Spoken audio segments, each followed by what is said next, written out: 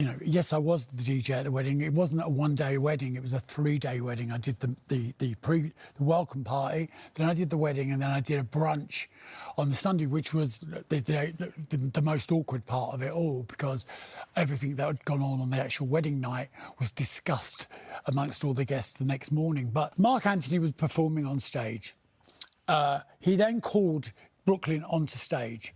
Brooklyn went onto the stage where the next minute everyone was expecting it to be Nicola to go up and do the first dance.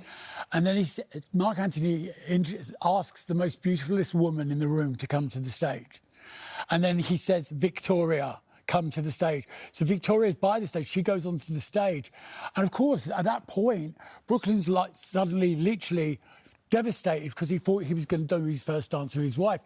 Then Nicola leaves the room crying her eyes out. Brooklyn's stuck there on stage, and then they do this dance, and Mark Anthony's like, go, put your hands on your mother's hips. And it was a Latin, you know, it's a Latin thing. And the whole situation was really awkward for everyone in the room.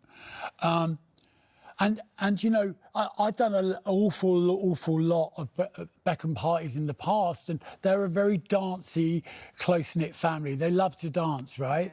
So, you know, what we deem as inappropriate is not how Brooklyn feels. Yes, this is all about how Brooklyn feels. If he felt it was inappropriate and awkward, then it was inappropriate. It seems like it happened in the spur of the moment. It really was. So how, like, it's so difficult to deem what is inappropriate at a wedding. And I think what's sad is that this is the bit that everybody's taken from this statement. They've kind of whitewashed everything else that went on.